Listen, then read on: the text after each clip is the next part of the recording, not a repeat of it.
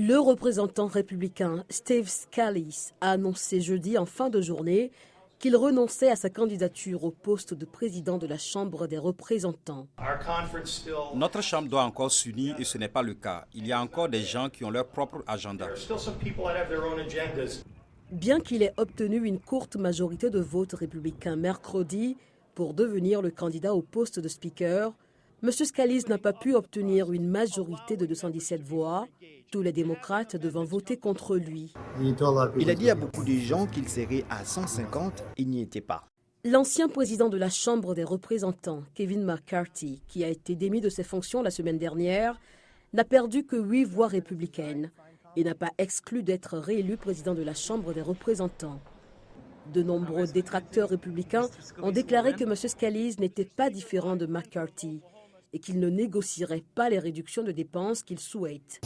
Il s'agit d'une compétition et ce sera encore plus difficile. L'autre candidat républicain au poste de président de la Chambre basse, le conservateur Jim Jordan, avait appelé à la fin du débat et apporté son soutien à M. Scalise.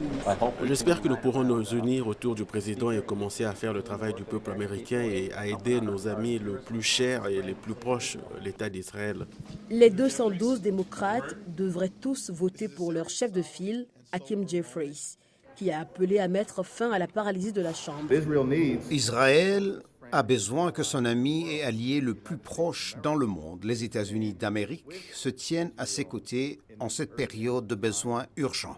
L'incapacité des républicains de la Chambre à se ressaisir, alors qu'ils ont eux-mêmes, selon leurs propres règles, élu un candidat à la présidence, témoigne du chaos, du dysfonctionnement et de l'extrémisme qui règne dans l'ensemble du pays. Un analyste a décrit comment un accord de partage du pouvoir entre les démocrates et les républicains pourrait fonctionner si la Chambre reste dans l'impasse. Le leader de la minorité, Hakeem Jeffries, a lancé cette idée très récemment en disant « Si suffisamment de modérés veulent revenir à la gestion des affaires, en particulier avec les calamités qui se produisent dans le monde, nous devons travailler pour le peuple, ici et à l'étranger. S'il y a suffisamment de modérés responsables au sein du Parti républicain, je peux travailler avec quelqu'un. » Les républicains étudient également la possibilité de maintenir le président temporaire, le représentant républicain Patrick McHenry, dans un rôle plus permanent jusqu'en novembre, date à laquelle un projet de loi temporaire sur le financement du gouvernement doit expirer.